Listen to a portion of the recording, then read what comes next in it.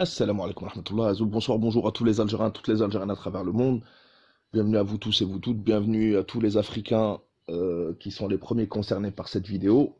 Bienvenue à tous les humains à travers le monde qui me comprennent.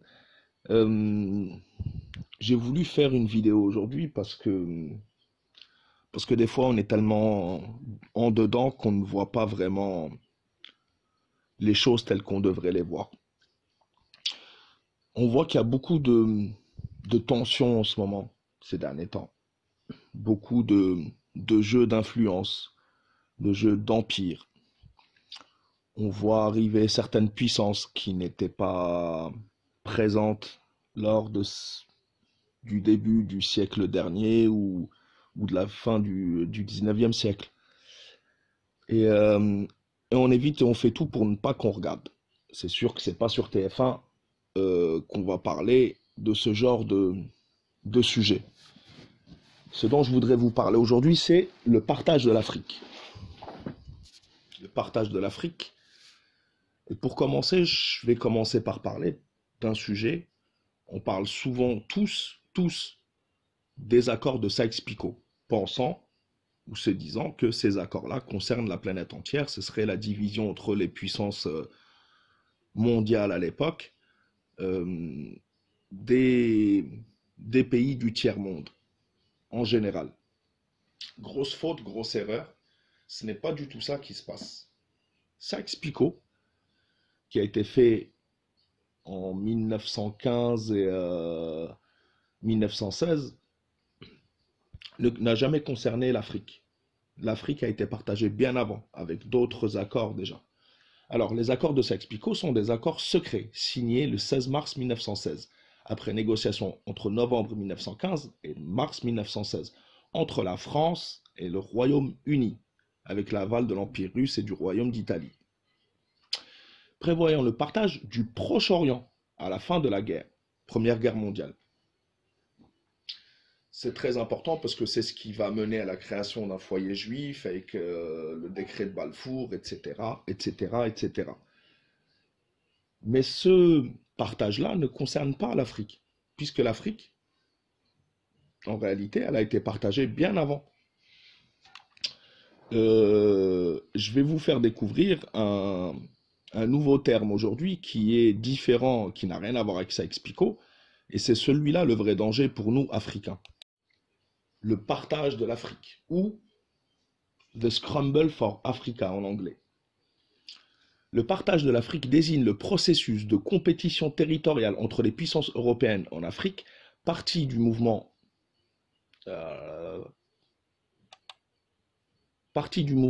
général de colonisation de la fin du 19e siècle, principalement entre 1880 et la Première Guerre mondiale. Les deux principaux pays européens concernés étaient la France et le Royaume-Uni. L'Allemagne, l'Italie, le Portugal, la Belgique et l'Espagne, qui étaient des pays impérialistes, y ont aussi participé, mais de façon moins importante et souvent plus tardive. Donc on se rend bien compte, comme dans les accords de Sykes-Picot qui ont été signés plus tard, que c'est le Royaume-Uni et la France qui étaient à la manœuvre pour se partager en réalité les territoires et les richesses d'Afrique. Et ont participé mais de façon moins importante et souvent plus tardive. C'est durant ces quelques années qu'ont été formalisés dans leurs grandes lignes de nombreux territoires africains actuels. Cette division a été souvent symbolisée par la conférence de Berlin 1884-1885. Même si cette conférence n'a fait que fixer des règles et n'a pas procédé au partage, cette division a le plus souvent repris des tracés établis antérieurement en les modifiant parfois. On sait que l'Algérie a été colonisée en 1830 et ça a été formalisé lors de la conférence de Berlin, comme quoi ce serait une zone d'influence française. On poursuit. Donc, la seconde moitié du 19e siècle, à partir de 1877, a vu la transition d'un impérialisme informel, caractérisé par une influence militaire et une dominance économique. On y est aujourd'hui. Vers une gouvernance centralisée, une domination directe avec néanmoins des spécificités propres à chaque nation européenne en ce qui concerne l'administration de leur territoire. On l'a vu, le protectorat pour le Maroc et la Tunisie, par exemple, la colonisation de peuplement et la destruction de la nation pour l'Algérie et d'autres pays, etc.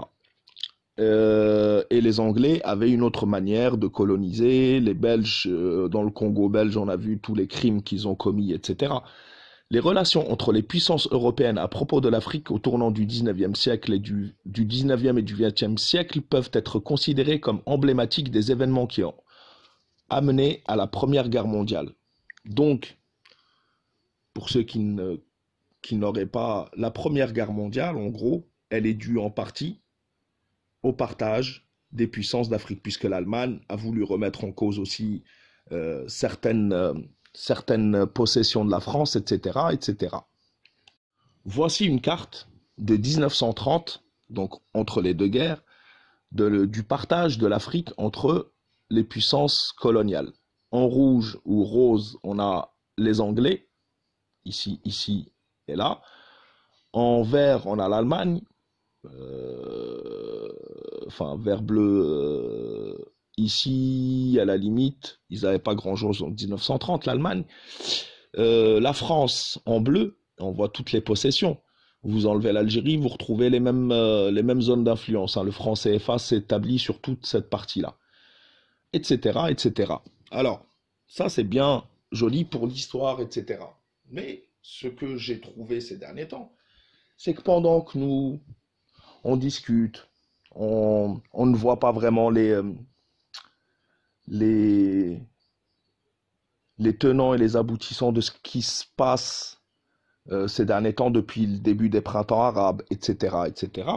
Dans notre dos, à nous les Africains, et à nous l'Algérie en particulier, eh ben, on est en train encore une fois de nous refaire le même coup et de vouloir se partager nos pays, nos richesses, etc. Voilà, voilà ce que j'ai trouvé. Donc,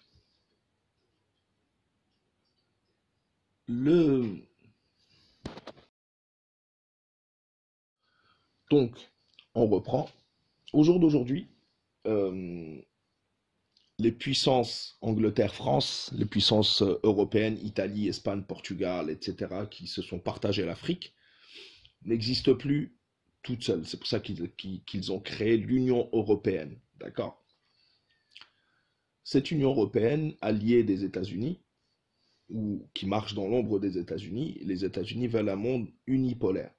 C'est-à-dire un monde avec les États-Unis en tête et tout le reste derrière, et après ils peuvent se partager le gâteau. D'ailleurs, les États-Unis n'ont jamais remis en cause le partage de l'Afrique.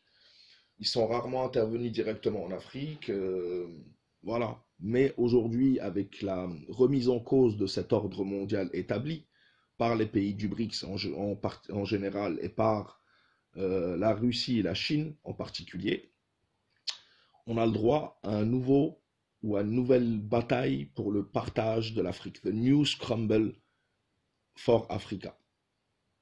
Et pendant que nous, on est la tête dans le guidon, on ne se rend pas bien compte qu'en réalité, tout ce qui se passe autour de l'Afrique, même du Moyen-Orient, est dû à cette guerre que les grandes puissances se mènent entre elles. Et ça peut même finir par une troisième guerre mondiale à cause de ça, puisqu'on a vu déjà que la première guerre mondiale était la résultante de ce partage de l'Afrique. Je vais vous montrer que seuls nous dormons et on ne se rend pas bien compte. Déjà, en 2011, le 7 juin, il y avait déjà un livre intitulé The New Scramble for Africa, le nouveau partage de l'Afrique. On voit différents The Economist, qui est un magazine très sérieux que tout le monde connaît, Al Jazeera, The New Scramble, il y a différents reportages, il y en a beaucoup d'autres sur YouTube, hein.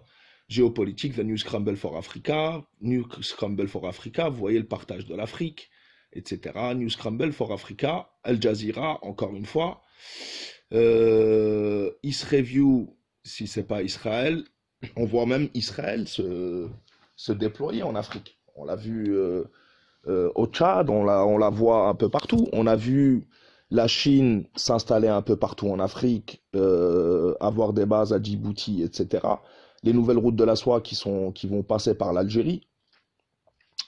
La Russie s'installait, alors qu'elle n'y était plus depuis un bon moment, la Russie qui est là pour remettre en cause les possessions françaises en Centrafrique, par exemple, ou au Mali, la Russie vient de s'installer au Mali, euh, etc., etc. Donc, ce que je dis, moi, c'est que pendant que nous, on pense à que le monde est le monde des bisounours, etc., les puissances mondiales, entre elles, elles sont en train de se déployer, redéployer en Afrique. Donc, essayons d'être intelligents, de ne pas tout casser. D'ailleurs, on retrouve, hein, quand Ben Salah va voir Poutine, et d'ailleurs, il y a eu la première conférence entre Chine-Afrique. Il y a eu une conférence aussi Russie-Afrique, c'est plutôt celle-là la première qui a eu lieu. Europe-Afrique, tout le monde est là pour essayer de tirer son épingle du jeu. En Algérie, ce qui s'est passé, c'est tout simplement, si vous remarquez bien, tous ces oligarques, que ce soit Rabara par exemple ou Haddad, tous les deux ont financé la campagne d'Emmanuel Macron. Beaucoup d'hommes politiques proches de la France se retrouvent en prison ou ont été sortis du jeu politique. J'espère que ça continuera et il faut se débrouiller dans cette guerre pour essayer de sortir vainqueur et essayer de sortir indépendant et de ne pas être une victime mais plutôt un prédateur dans cette nouvelle configuration. Le sujet, je viens juste de commencer à le traiter, donc j'ai pas plus d'informations que ça. Mais à partir du moment où on sait que tout ça fait partie, comme dans les années 1800, d'une guerre pour le contrôle de tel ou tel territoire, ou telle économie, telle ou telle matière première, parce que dans la définition, on nous le donne d'ailleurs. The New Scramble for Africa is a fight, est un combat between major competing, entre les puissances majeures, pour le contrôle des nouvelles énergies, des nouvelles sources d'énergie et de profit dans le temps où ils veulent contrôler certaines ressources eux-mêmes. Donc, on se retrouve là-dedans. Il faut pas oublier que l'Union européenne est une puissance, les États-Unis sont une puissance alliée l'une à l'autre avec leurs alliés. Le Qatar, on a retrouvé dans la crise du Mali, par exemple, le Qatar. Euh, en Libye, le Qatar était allié avec la France. Contre l'Algérie, le Qatar est allié avec la France. On voit les frères musulmans, Zetot, etc. Avec la Turquie d'ailleurs.